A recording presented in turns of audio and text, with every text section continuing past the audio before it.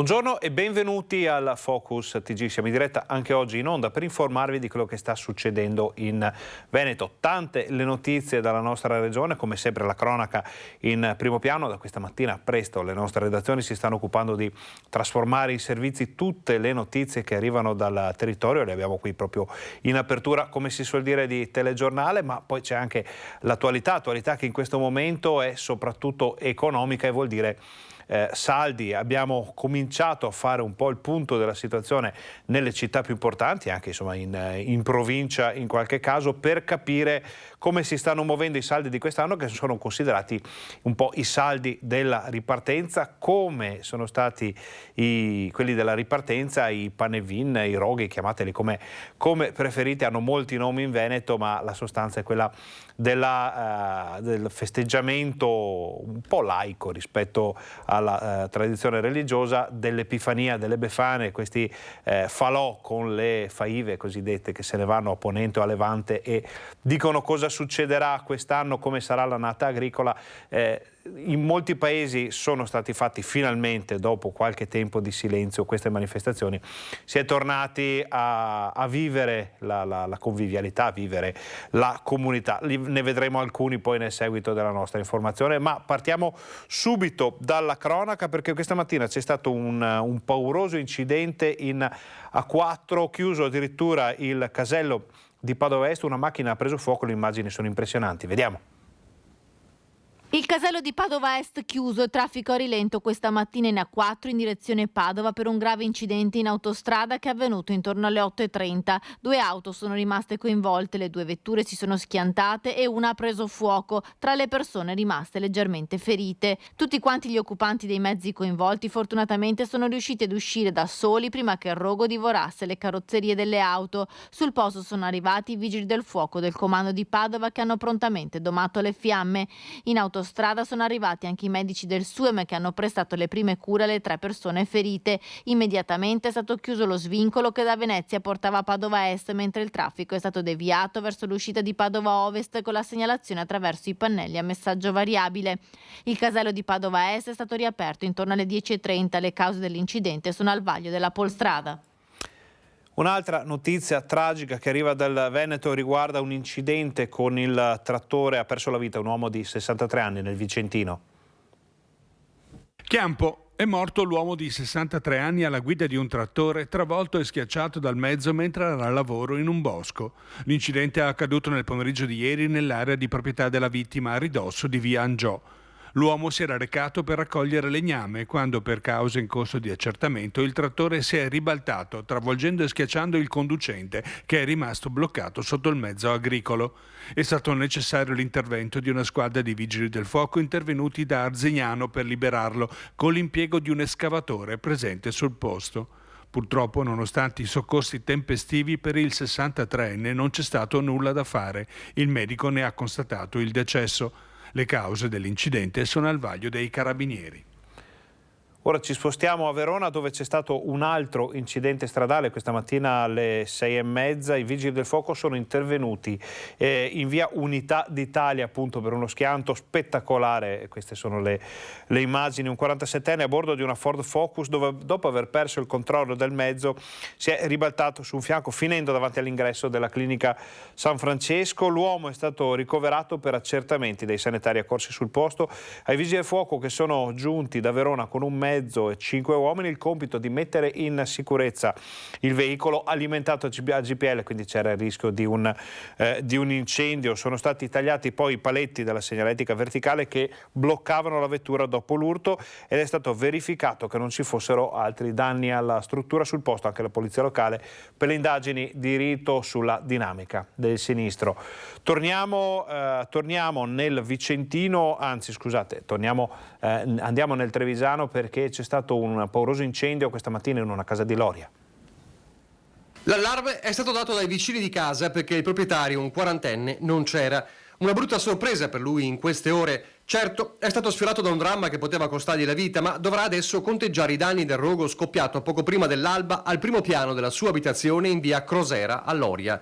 Dopo le segnalazioni dei vicini atterriti per le fiamme e il fumo che usciva dallo stabile, I vigili del fuoco accorsi da Castelfranco e Treviso con un'autopompa, 2 autobotti, l'autoscala e 9 operatori hanno iniziato le operazioni di spegnimento, riuscendo fortunatamente a circoscrivere le fiamme ed evitare un incendio generalizzato che avrebbe avuto conseguenze molto pesanti. Un rogo dalle cause accidentali, probabile un cortocircuito che ha principalmente riguardato il tetto in legno. Successivamente sono iniziate le operazioni di bonifica e messa in sicurezza dell'abitazione. Sul posto anche i carabinieri della compagnia di Castelfranco. A fuoco invece cassonetti e rifiuti a Padova in via Chioggia nell'isola ecologica. Vediamo. Cassonetti distrutti, rifiuti in fiamme, il rogo ha danneggiato anche il lampione della luce. Incendio nella notte nell'isola ecologica di via Chioggia a Padova. Le fiamme sono divampate all'interno dell'area recintata della discarica. I vigili del fuoco sono arrivati dal vicino distaccamento di Abano Terme e sono riusciti a domare il rogo in poco tempo. Le fiamme però hanno completamente bruciato tutti i contenitori dei rifiuti, danneggiando anche il lampione dell'illuminazione elettrica e la recinzione.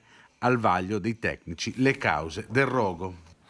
Restiamo a Padova o comunque nel Padovano e cambiamo argomento, non più incendi o incidenti, ma parliamo di droga perché una persona di 71 anni è stata arrestata perché è trovata in possesso di droga in un modo un po' inusuale. Vediamo.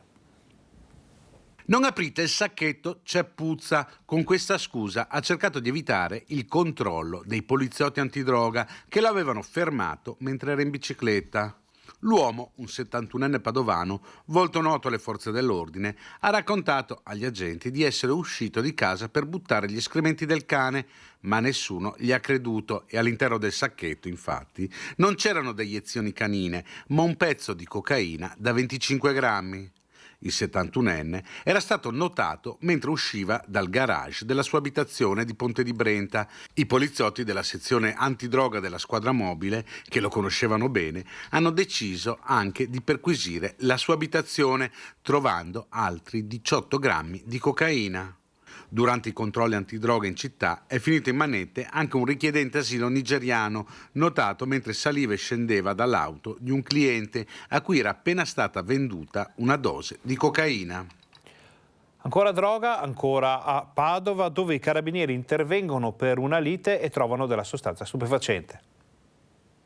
I carabinieri erano stati chiamati per quella che doveva essere solo una lite tra coinquilini, ma il loro intervento si è concluso con un sequestro di droga e un arresto per detenzione di sostanze stupefacenti a fini di spaccio. In manette un nigeriano di 35 anni. I militari erano intervenuti nell'appartamento di Padova dopo una segnalazione di urla e persone in forte stato di agitazione, ma dopo aver riportato la calma tra i presenti li hanno identificati e uno di loro, il 35enne della Nigeria, è stato trovato in possesso di quasi 30 grammi di marijuana suddivisa in 11 dosi pronte per essere vendute. In un altro sacchetto invece sono stati ritrovati anche 4 grammi di anfetamina in sasso. Ora restiamo a Padova, ma parliamo di una vicenda che ha avuto inizio, è successa qualche giorno fa, quando qualcuno ha pensato di rubare 2 artigli, 2 fossili da un'esposizione di dinosauri proprio a Padova. Si tratta di fossili antichissimi, risalenti a decine di milioni di anni fa. Non se ne sa più niente, non si è riusciti a capire bene come sia successo, ma c'è un appello alla restituzione. Sentiamolo assieme. Dopo aver reso noto la notizia del clamoroso furto di 2 artigli di dinosauro dalla mostra Lost Hangar, la direzione di Venice Exhibition SRL, organizzatrice dell'evento culturale aperto un mese fa in fiera a Padova, ha formalizzato la denuncia di furto contro ignoti ai carabinieri di Padova, che ora stanno cercando di risalire agli autori del gesto. Nel frattempo i prestatori delle 2 falangi del dinosauro fossile, vissuto più di 100 milioni di anni fa, lanciano un appello ai responsabili del furto. Vorrei rinnovare il nostro appello, insomma, sperando che sia una bravata, una ragazzata, rinnovare l'appello della restituzione, magari in forma anonima, di queste due dita dell'arto anteriore destro di questo psittacosauro, un pezzo 100% autentico e che abbiamo preparato noi, montato in fiera per l'installazione nostra e regolarmente importato all'incirca nel 1996. E quindi regolarmente detenuto. L'azienda The Brothers Stone di Quarto d'Altino, specializzata nella preparazione e vendita di fossili, è rimasta molto colpita da questo furto. Mai prima d'ora era accaduto un episodio simile. Si tratta di un pezzo autentico e di grande pregio. Chi ha staccato le 2 falangi del pappagallo rettile deve aver impiegato qualche minuto prima di riuscire a strapparli dall'installazione metallica. Resta dunque un mistero come abbia fatto ad agire indisturbato nell'orario di apertura. La mostra infatti sta avendo un riscontro molto positivo di presenze. In meno di un mese i visitatori sono già stati più di 20.000. In accordo anche con noi, chiaramente le misure verranno rafforzate ancora di più. Signori, la cultura di tutti, i souvenir sono all'uscita, lo standard ne è piena e cerchiamo insomma che rimanga un ricordo, ecco, questo brutto fattaccio. Divulghiamo questo appello, vedremo se succederà qualcosa nei prossimi giorni. Come sempre la nostra redazione continuerà a raccontare anche questa vicenda per capire come si possa fare, insomma, a rubare 2 dita fossili di un dinosauro da una mostra aperta al pubblico. Adesso noi facciamo una brevissima pausa pubblicitaria, state con noi perché torniamo fra pochissimo.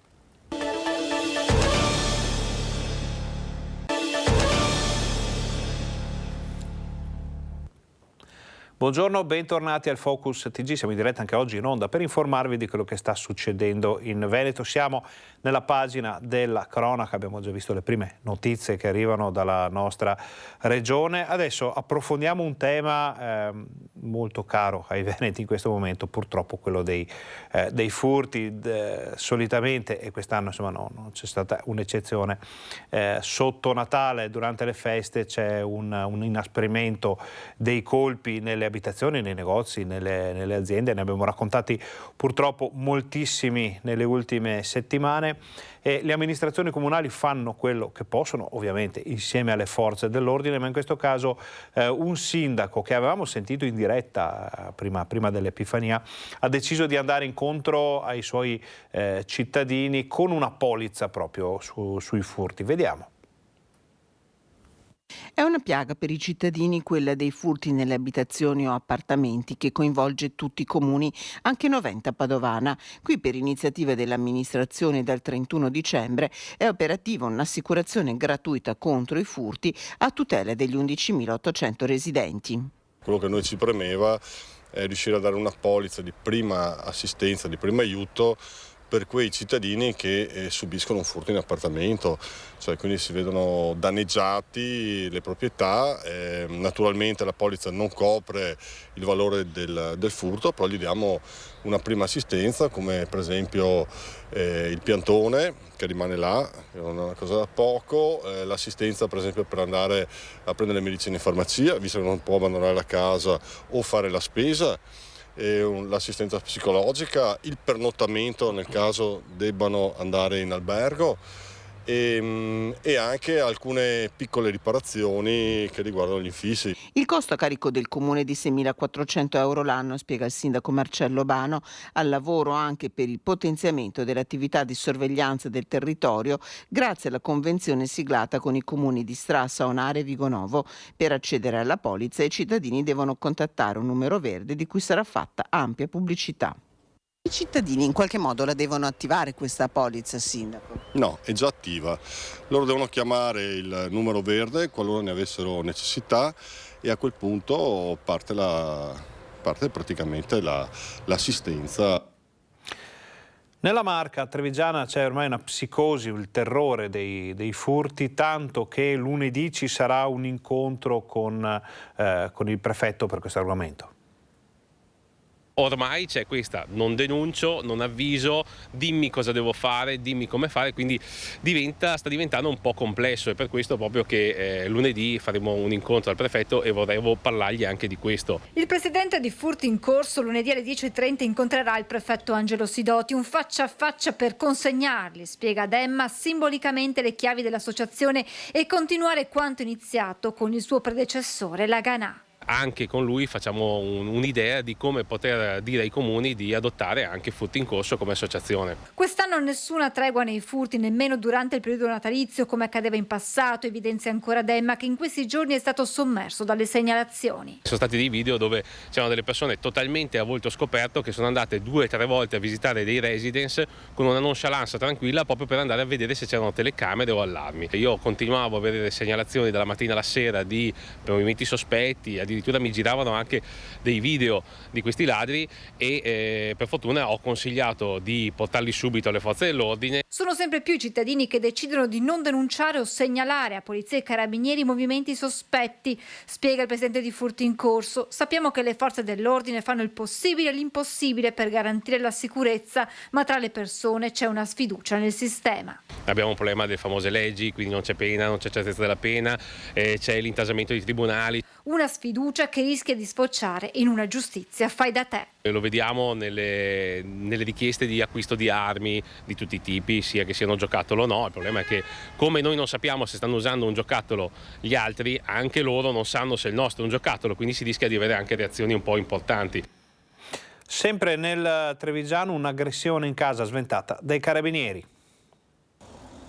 Sono stati vicini ad avvertire i carabinieri e a salvare di fatto un 41enne aggredito in casa. Il fatto è accaduto la notte scorsa a Cornuda. Siamo intervenuti grazie appunto in maniera molto tempestiva, grazie al dispositivo che avevamo in atto rispetto a un'aggressione in casa. Dalle prime risultanze pare che non si tratti di un'aggressione a scopo predatorio, quindi di un furto, di una rapina, ma probabilmente di un'aggressione appunto tra persone che si conoscevano. Abbiamo tratto in arresto in flagranza di reato per lesioni due soggetti, peraltro già conosciuti alle forze dell'ordine. I 2 trevigiani arrestati, un 53enne e un 36enne, con questa aggressione pare volessero riscuotere un credito che il 41enne non è stato ancora in grado di pagare. Per questo hanno forzato la porta della sua abitazione mentre dormiva, per poi aggredirlo con pugni e calci. Le grida d'aiuto dell'uomo sono state però udite dai vicini, che hanno immediatamente avvisato i carabinieri, che poi hanno bloccato ed arrestato i 2 aggressori, mentre un'ambulanza ha ricoverato la vittima all'ospedale di Treviso. Con lesioni, con diverse contusioni e probabilmente anche delle fratture. È chiaro che ora gli accertamenti verranno fatti, come ho detto prima pare non trattarsi appunto di un tentativo di furto, di una rapina, ma probabilmente di un'aggressione proprio con altre finalità. È chiaro che approfondiremo ora i rapporti tra questi 3 soggetti, pare che si conoscessero, per appunto venire rapidamente sotto la direzione ovviamente della Procura della Repubblica di Treviso a cercare di chiarire appunto i contorni di questo grave episodio. Nel frattempo da Treviso ci arriva una notizia via ANSA che riguarda i controlli su strada, persone trovate in stato di ebbrezza alla guida della propria automobile. Abbiamo aperto d'altronde il telegiornale con altri incidenti avvenuti in Veneto, ma questa notizia è proprio dell'ultimo secondo. Una donna di 43 anni residente a Castelfranco Veneto è stata fermata dai carabinieri durante un controllo su strada con una concentrazione di alcol nel sangue 5 volte superiore al massimo consentito dalla legge. L'episodio è avvenuto questa notte. Per la conducente sono scattati una denuncia, il ritiro della patente e il sequestro dell'autovettura. Vedremo poi se arriveranno altre novità su questa notizia. Restiamo nel Trevigiano perché c'è una spiacevole novità per i figli delle vittime del massacro di Gorgo al Monticano. È una tassa che viene pagata a ogni sentenza che viene depositata. Questa tassa, questi soldi dovrebbero essere pagati in teoria da chi perde la causa, non è stato fatto, insomma non è stato pagato, per cui l'Agenzia delle Entrate in qualche maniera si è tutelata chiedendo i soldi a me. Ma non è un processo qualsiasi quello a cui si riferiscono i 1.639 euro della tassa di iscrizione al ruolo, della sentenza che l'Agenzia delle Entrate è tornata a richiedere per la seconda volta con la maggiorazione dopo un primo tentativo nel 2019. Il destinatario della cartella esattoriale è Daniele Pellicciardi, figlio della coppia massacrata a Gorgo al Monticano nell'agosto del 2007. Un delitto atroce, l'uccisione di Guido Pellicciardi e Lucia Comino, una ferita che gli uffici statali contribuiscono a mantenere aperta. Questa somma l'avrebbe dovuta pagare Naim Stafa, l'albanese condannato come organizzatore di quella mattanza. Essendo nullatenente, resta l'altra parte che è il Ministero dell'Economia e delle Finanze. Ci deve essere stato un errore sulla deposizione della sentenza in automatico doveva essere fatto una prenotazione a debito in carico al Ministero dell'Economia e della Finanza e questo passaggio è stato saltato. Un errore umano o del sistema, la situazione è comunque paradossale e lo è ancor più vista la sofferenza che lui e la sua famiglia hanno dovuto patire. Non è bastato contestare la prima richiesta di denaro, Pellicciardi ha dovuto avviare l'ennesima richiesta di sgravio sperando che vada a buon fine, altrimenti, dice rassegnato, toccherà pagare e poi chiedere il rimborso. Siamo in Italia e bisogna prendere questo con il discorso della burocrazia lenta e questi errori che ancora vengono commessi.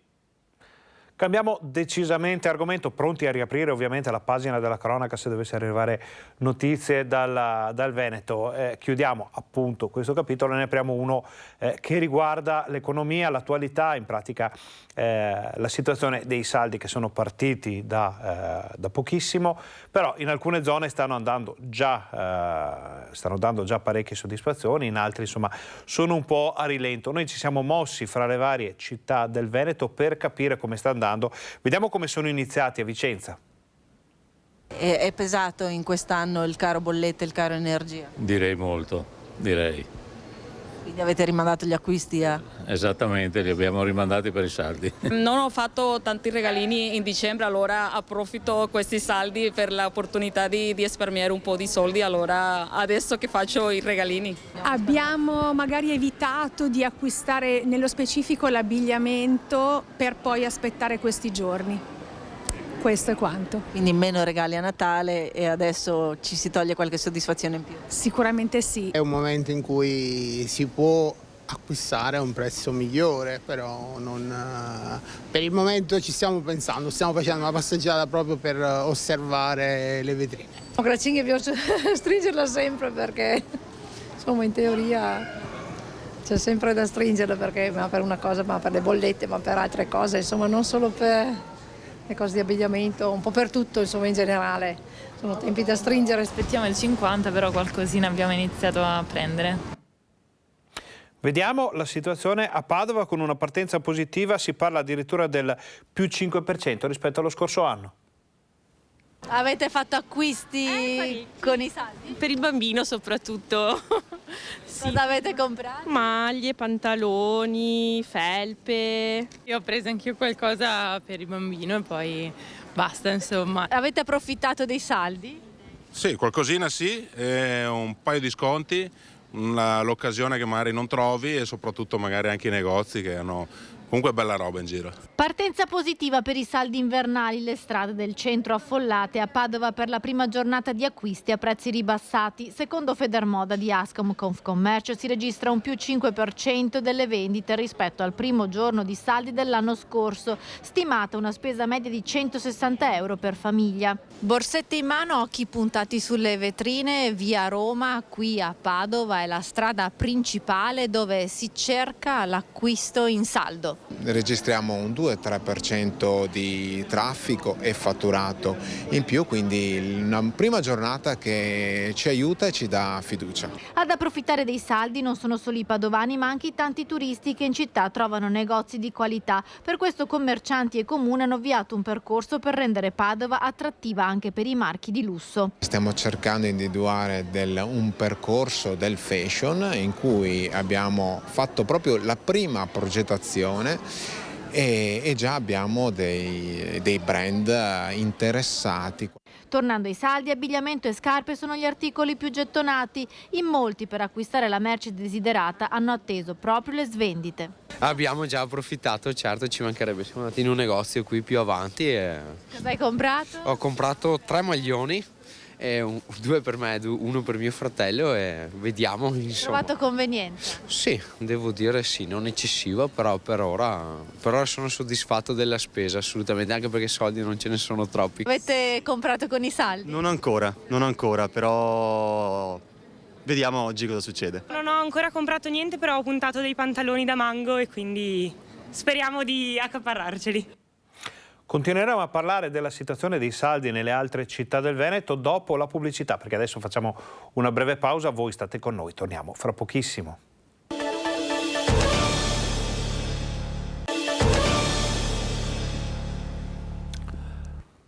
Buongiorno, bentornati al Focus TG. Siamo in diretta anche oggi in onda per informarvi di quello che sta succedendo in Veneto. In Veneto sono partiti i saldi e ci arrivano notizie di città importanti prese letteralmente d'assalto. Anche ieri chi è stato a Padova ha potuto constatare che di gente ce n'era davvero tantissima, non solo Padova, anche Venezia, Treviso, Vicenza.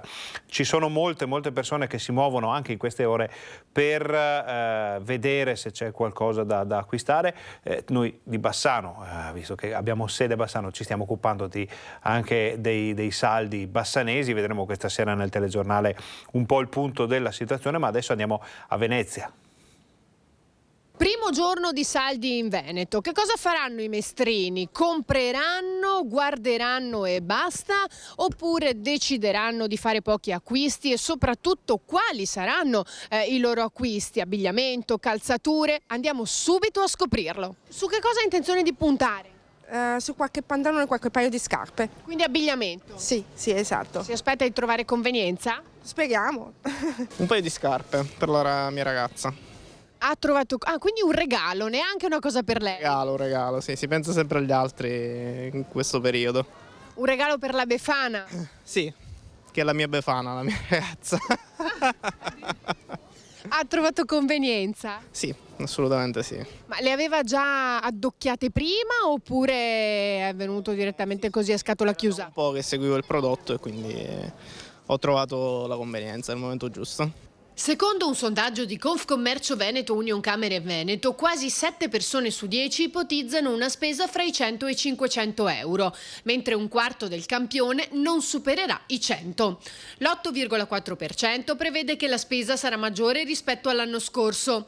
In testa alla lista dei desideri, tra le occasioni ci sono abbigliamento e calzature per il 91% dei veneti, come ci raccontano turisti compresi. Ho comprato un giubbottino alla Coin, però ancora i saldi non erano tanti, che l'ho preso col 20. Un giubbino per giubbino. Ha trovato convenienza? Diciamo di sì, perché l'ho preso col 50, quindi comincerò.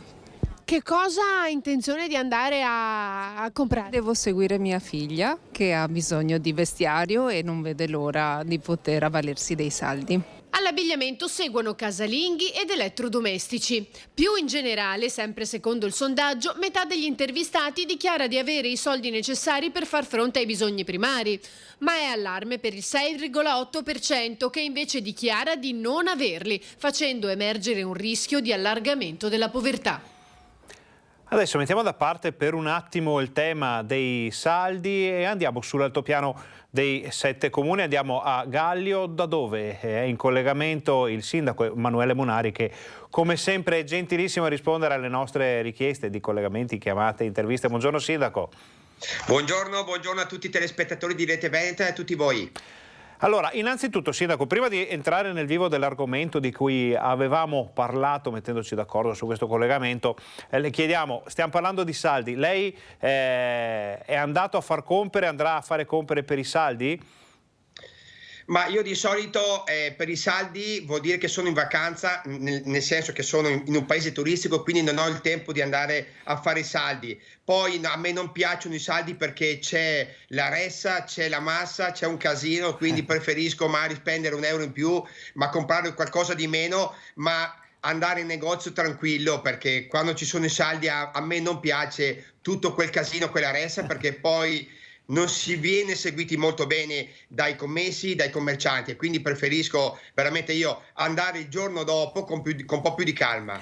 Allora, visto che parliamo di ressa e di confusione, parliamo dell'altopiano, entriamo in argomento, adesso vediamo se riusciamo a recuperare qualche immagine anche al volo, ma in questi giorni l'altopiano dei 7 comuni viene letteralmente preso d'assalto ormai dall'inizio delle vacanze invernali, delle festività natalizie, e ci segnalano sempre più spesso lunghe colonne sia in arrivo sia in ingresso in altopiano che poi in uscita verso sera. Ci dicono anche che stamattina c'è stato un bel po' di confusione, addirittura verso le 8:30 già in autostrada sulla A31 Valdastico c'erano i cartelli che dicevano attenzione, code in uscita a Piovene Rocchette, immaginiamo il costo. Che cosa sta succedendo, sindaco?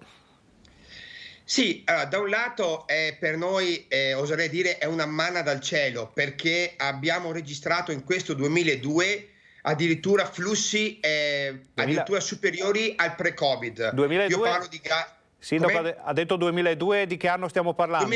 Chiedo scusa, 2022, benissimo, chiedo scusa, 2000 pre-Covid, chiedo scusa, pre-Covid 2018.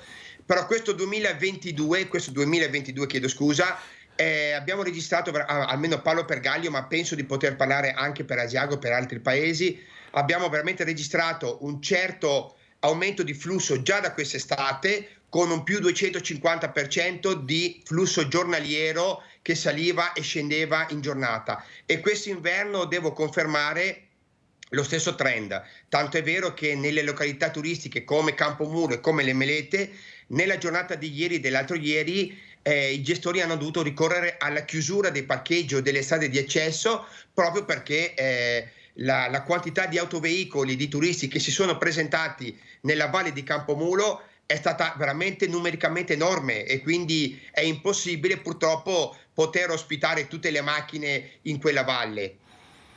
Allora, Sindaco, noi stiamo vedendo una webcam del centro di Gallio in questo momento che è piuttosto tranquillo. Qualche minuto fa abbiamo provato a collegarci, c'era invece un po' di colonna, adesso si vedono.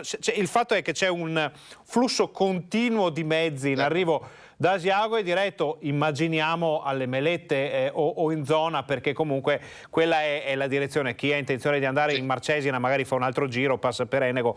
Quindi vuol dire che il rischio è di trovarsi anche oggi con problemi di questo tipo. Secondo lei è una situazione risolvibile o sono situazioni contingenti con le quali bisogna fare i conti qualche giorno all'anno? Per fortuna che arriva la gente, poi ne riparliamo con calma. Sì, io sono per la seconda ipotesi, sono numeri contingenti, numeri che chiaramente se fossero così tutto l'anno dovremmo intervenire in maniera strutturale, ma non solo sull'altopiano, io direi proprio anche partendo da Piovene, partendo da quel casello, partendo dalla rotatoria successiva al casello di Piovene in salita verso il Costo, perché già da lì si propone e si ripropone l'annoso problema sia in salita e in discesa la sera. È bello, è affascinante vedere tutto questo traffico, però chiedo anche ai nostri turisti che hanno scelto consapevolmente di salire e di scendere in giornata, come spesso succede, devono anche capire che se si può fare qualche ora di fila fa parte del gioco, e se qualche volta non si riesce a trovare un locale con un posto libero per mangiare, purtroppo, dico io, fa parte del gioco. Quindi benvengano tutti, cerchiamo di accogliere tutti, però poi magari se qualcuno resta fuori dal terzo giro di ristorante, ecco, magari non sbizzarriamoci subito a fare articoli sul giornale, post sui social, perché sappiamo che l'altopiano è questo. Allora, se noi ci sparpagliamo da Rozzo a Enego è un conto, ma se noi vogliamo incaponirci come le pecore tutte le volte ad andare negli stessi posti, è chiaro che purtroppo tutta la provincia di Vicenza o di Padova non ci può stare nella valle di Campomulo o ad Asiago o al Verena, questo è ovvio, lo sappiamo tutti, quindi ben accetti tutti, ma portate un po' di pazienza se qualche volta siete incoronati. Stavamo vedendo le immagini di Campomulo, appunto, con un po' di gente, tra l'altro la neve sta reggendo, giusto per far vedere, non so se il sindaco riesce a vederla, le immagini invece dal rifugio Campolongo, calcoliamo, sì, è un sabato mattina, però ci pare che veramente questo dia l'immagine di un altopiano molto frequentato in queste ore e in questi giorni. Ma sindaco, le facciamo una domanda, poi magari la lasciamo andare, che è in ferie anche lei, tra virgolette, un sabato mattina, ma la destagionalizzazione di cui si parla molto per il turismo in altopiano potrà dare frutti anche in questo senso, o adesso finite queste ferie invernali si arriverà fino a marzo, maggio, prima di rivedere turisti in zona? Sì, purtroppo la famosa parola destagionalizzazione noi cerchiamo anche di metterla in essere, chiaramente con dei costi superiori e chiaramente con dei rischi legati al meteo che in montagna purtroppo la fanno da padrone. Per me, secondo il mio avviso, il modello da seguire sarebbe quello che c'era una volta in Germania, dove le ferie non si fanno in tutta Italia concentrati negli stessi giorni, perché è chiaro che questo poi provoca tutto quello che vediamo, ma magari cominciare a ragionare un po' allo smart working, un po' anche a destagionalizzare le ferie stesse dei dipendenti privati e pubblici. Ecco che allora si creerebbe un flusso un po' più armonioso, magari meno impattante, meno numeroso e concentrato, ma più spalmato appunto nell'arco dell'anno, perché veramente la montagna è bella d'estate, è bella d'inverno, ma anche in autunno o in certe giornate di sole di marzo o di aprile uno può godere veramente di questi spettacoli che vediamo adesso, magari anche un po' in santa pace, dico io, senza dover sorbirsi 3 ore di salita e 4 ore di discesa per raggiungere Vicenza, Padova, Treviso, Rovigo, perché veramente io a volte faccio complimenti a questi turisti, perché io mi stresserei dalla mattina alla sera pensando di fare 3 ore di viaggio da una parte e 3 ore di viaggio per scendere, perché non è fare ferie, questo vuol dire logorarsi un po' il fisico a mio avviso, e allora cerchiamo di spalmarci un po' di più per godere al meglio e raggiungere prima la meta desiderata. Sindaco, in chiusura una piccola anticipazione, perché ci stiamo lavorando assieme a voi, i nostri colleghi stanno raccogliendo questa notizia. Questa sera nel TG Bassano probabilmente potremo dare qualche informazione in più sui vandali che si sono accaniti sul villaggio di Babbo Natale di Gaglio solo qualche giorno fa. Avevate promesso sui social che li avreste in qualche modo raggiunti, pare di poter dire che ci siamo.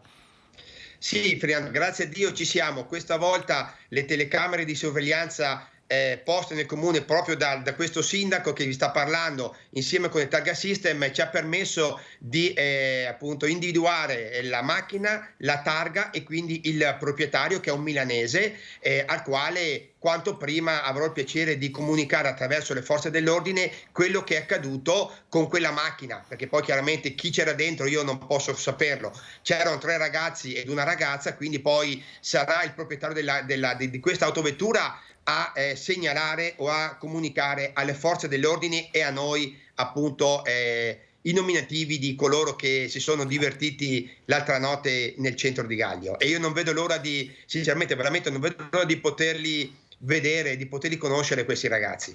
Allora, in attesa di queste informazioni, dicevamo questa sera nel TG Bassano un ampio servizio con informazioni più approfondite. Sindaco, la ringraziamo, le auguriamo un buon anno, visto che è la prima volta che ci sentiamo, naturalmente alla prossima. Grazie, buon anno anche a voi tutti, Garavello, e a tutti i telespettatori di Rete Venta, e buona giornata a tutti. Noi ringraziamo il sindaco di Gaglio. Avete visto, quindi se magari qualcuno aveva intenzione di salire in altopiano, sappia che la situazione potrebbe essere un po' complicata in questa giornata in cui ci sono tantissime persone che si sono mosse, colonne fin dal mattino, però insomma lo spazio è decisamente grande, come diceva Munari, non ci sono solo quei 2 o 3 comuni con le 2 o 3 aree, ma effettivamente l'altopiano di 7 comuni è gigantesco e propone spazi aperti per tutti. Magari basta fare un paio di chilometri in più e trovare qualcosa di altrettanto meraviglioso. Adesso però facciamo un'altra breve pausa pubblicitaria, voi state con noi perché torniamo fra pochissimo.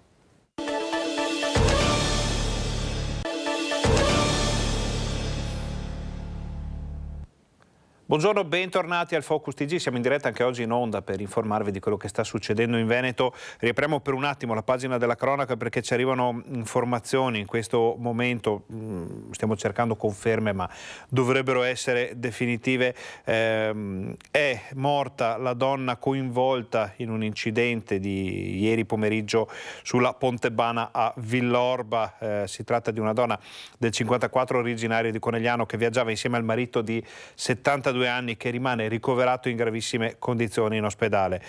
Gli altri 3, una coppia che viaggiava insieme a loro, il conducente del carro attrezzi coinvolto nel sinistro, sono invece in una situazione clinica che non desta preoccupazione. Se ne sta occupando la nostra redazione, vedremo se arrivano altre novità. Adesso riapriamo invece la pagina dei saldi, chiudiamo la carrellata di servizi sulla situazione di questo inizio di saldi in Veneto. Vediamo com'è andata a Treviso.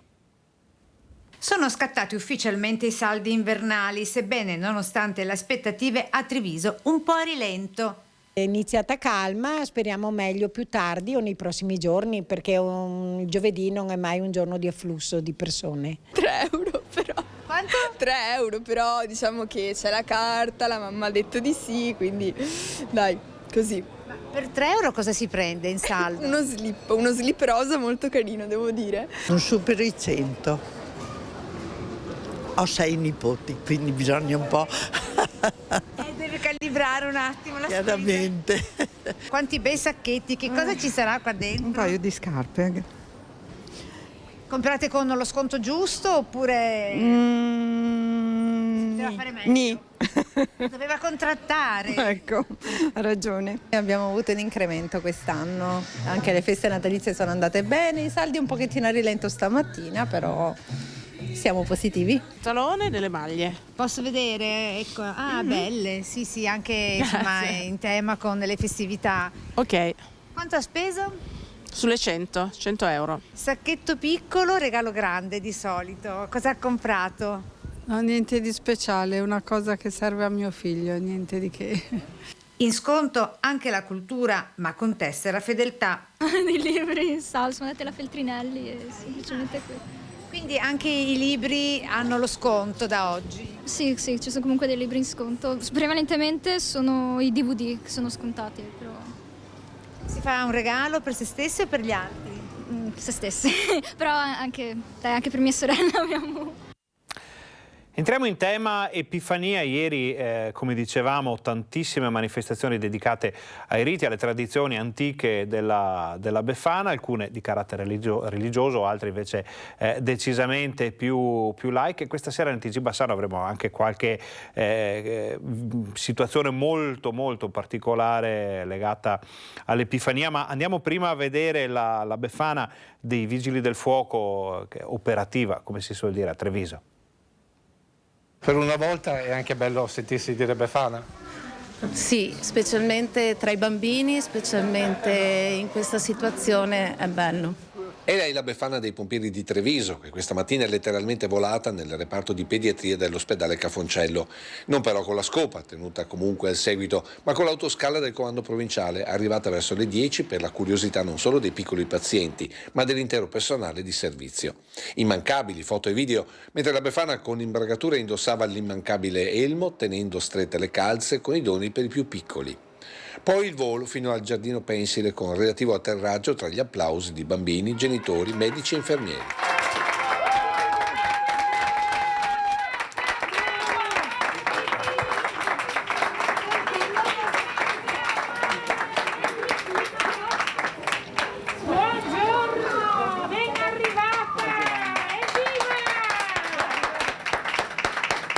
Un momento di spensieratezza per queste famiglie in percorsi di cura che impegnano particolarmente il personale medico, al quale il comandante provinciale ha voluto consegnare personalmente uno dei simboli dei pompieri in azione. Con la massima misura di protezione, in quanto protegge la testa, quindi la testa è tutto. E quindi per noi questo è l'elemento più rappresentativo di un vigile del fuoco e lo consegniamo, diciamo, a voi come buon auspicio, diciamo, di questo nuovo anno. Grazie, ne ha bisogno, grazie. Una scelta del comandante che ha letteralmente rapito il cuore del personale. Perché ha avanzato il comandante? A nome di tutta la pediatria per ringraziare tutti voi. E poi è un bell'uomo, merita. Diciamo che oggi siamo noi a dover ringraziare loro per tutto quello che fanno.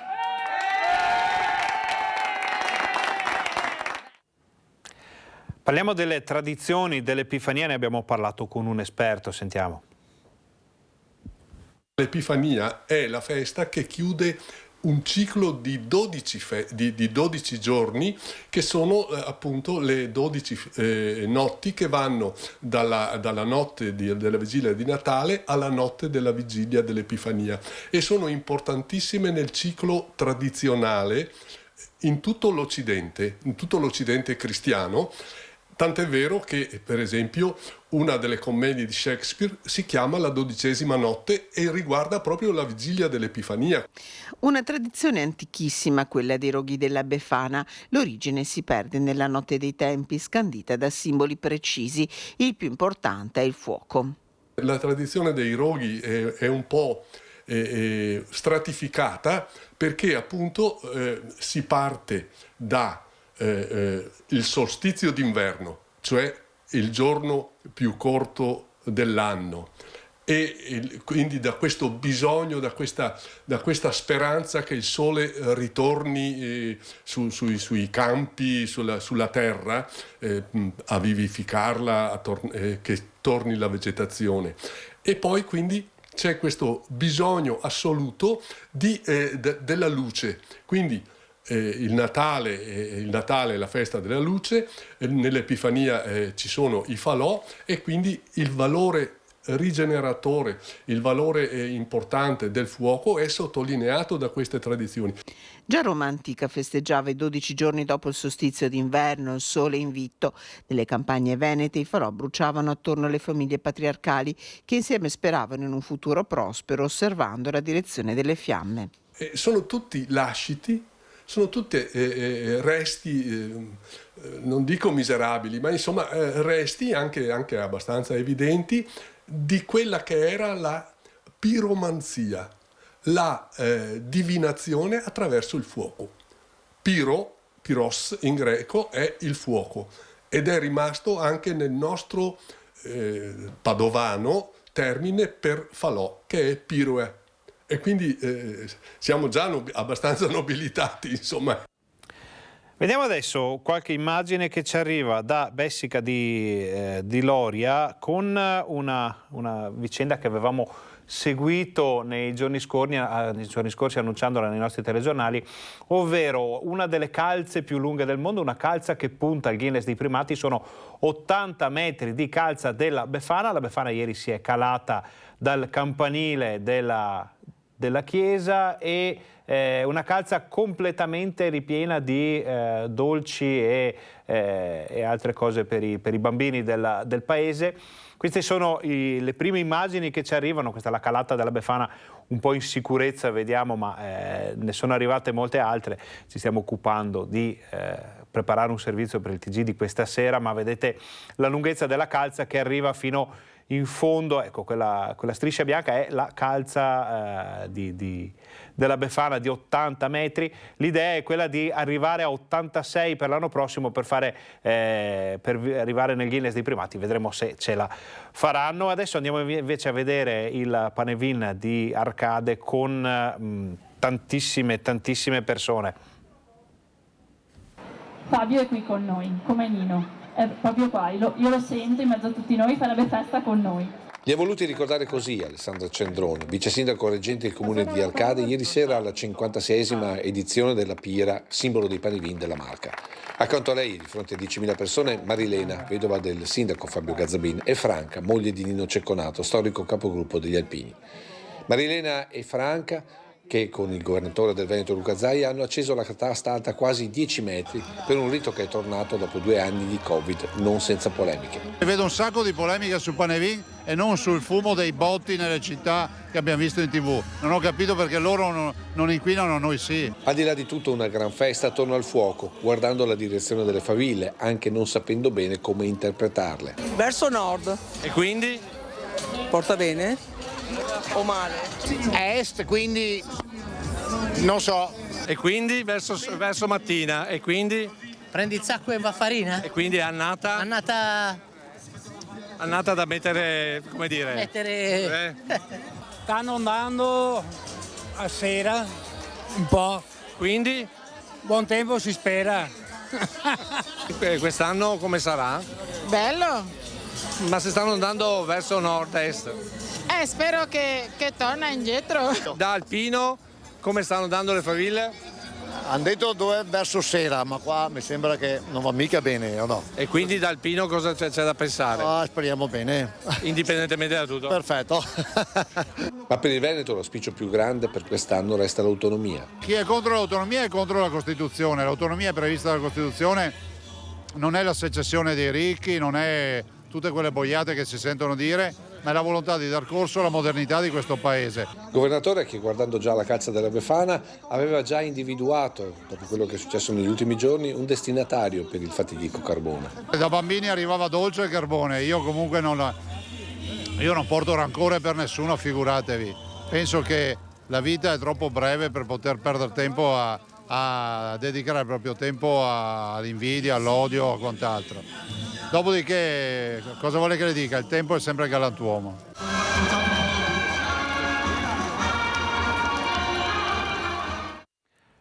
Novità in arrivo per la statua del Gatta Melata di Padova, sottoposta a importanti lavori di restauro proprio in questi giorni. Sentiamo le novità da Padova. Buongiorno da Padova, io mi trovo proprio a lato dello storico monumento equestre del Gatta Melata che si trova sul sagrato di Sant'Antonio, lo vedete ancora ingabbiato nel suo ponteggio. Ebbene, lunedì 9 gennaio è tanto atteso giorno in cui si riunirà il comitato tecnico scientifico istituito dalla delegazione pontificia per la Basilica di Sant'Antonio che si riunirà per valutare lo stato di conservazione e le azioni da proporre per la tutela della storica statua del Gatta Melata realizzata da Donatello, ma soprattutto lunedì si salirà su quei ponteggi che vedete ripresi dal collega Francesco Ratai. Ci saliranno gli esperti del comitato scientifico che dovrà valutare lo stato di conservazione del Gatta Melata e soprattutto quali azioni intraprendere per tutelare questo monumento che è uno dei simboli della città di Padova.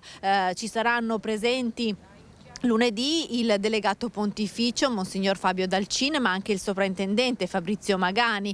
La statua del Gatta Melata, come ricorderete, vi abbiamo raccontato nei mesi scorsi, era stata al centro di numerose polemiche proprio per questo intervento. Era intervenuto anche il sottosegretario alla cultura Vittorio Sgarbi, che si era espresso in maniera sfavorevole, contraria a quella che è una delle ipotesi sul futuro del Gatta Melata, ovvero il trasferimento in una sede museale per essere sostituito qui in Piazza del Santo da una copia identica. Sgarbi si era opposto a questa strada dicendo che la statua è fatta di bronzo e quindi un materiale estremamente adatto all'esposizione esterna e quindi per questo deve rimanere dove si trova. Tuttavia, insomma, questa ipotesi non viene completamente esclusa dalla delegazione pontificia che dice Monsignor Dalcina nel suo interesse primario quello di tutelare questo patrimonio artistico che ha un valore non solo per la città di Padova ma per la storia dell'arte, che quindi è giusto che debba essere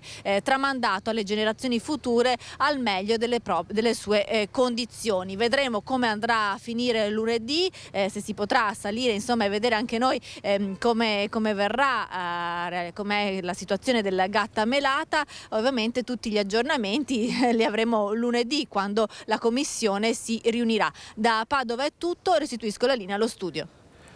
Noi ringraziamo Valentina Visentin per queste importanti informazioni, vedremo inizio della settimana prossima che cosa succederà. Chiudiamo questa edizione del Focus TG con una carrellata dei vostri presepi.